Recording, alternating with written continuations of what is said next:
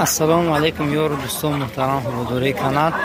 برای شما مرغ‌بازار یکم نشسته میست 15 سپتامبر 2023 امروز باشه روبن روسی برابر است به 113 سومون 50 درهم.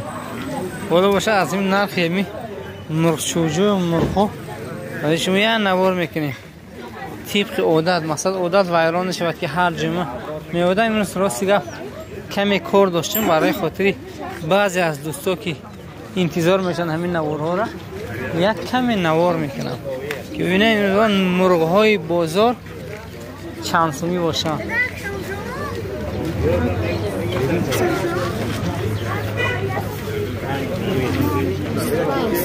بیست پنج سومانی شدش شدی همه خرگوش ها 25 سومانی. چرا روش نمیکشی؟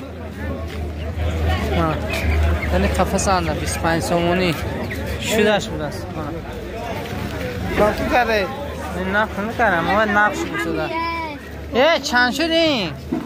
موکیون چرا پاشتاش سخت بستی خون با اگش نمونه ای که بردار شو منه 70 سومون ایا پاشکش ایا پاش بنده رسمون قب یا 70 خرید میگرد یا 60 یا 70 اینا دیده که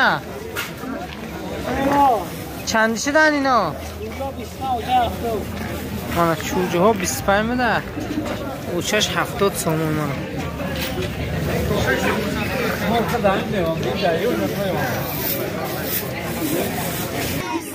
15 سومون 20 سومون مانا 15 سومون 20 سومون موده های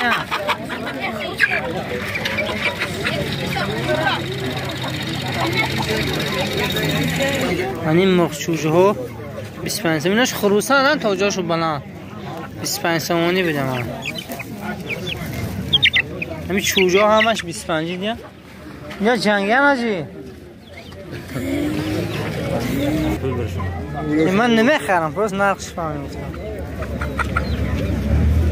50 هایان چندی هم 50 سومونی ده من ساز نرخ میفهمم نه 50 میگو سوی باش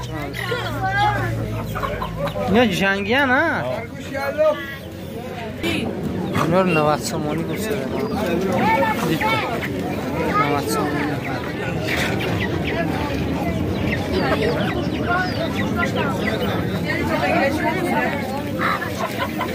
خروشیات چند شدن؟ 25 سومونی می خروشیات مالا دوستو او چوجه زدم جنگی هم میگوی؟ این چوجه چه ها چندی هم؟ نه تن چوجه ها این مایده چهار 15 گفته دارم.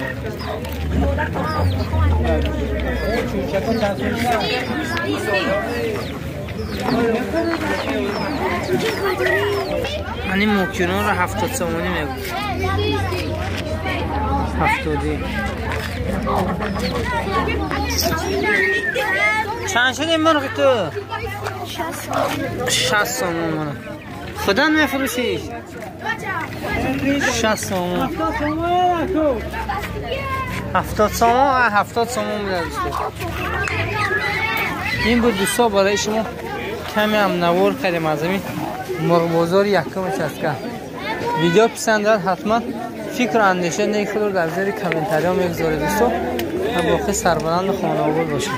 اجداد کرده بچه عمر رفتادی انبال گفتی که تلفن نکنم نیستم تسته با بته افتاقی بگیره بر بیتا کدوم شه؟ پیر انا پیر بچه پیر اکار میشناختی باشه حتما با بیت بچه اکار گیرید بره دلیر پیروی بابا جو فوزه رحمت سلام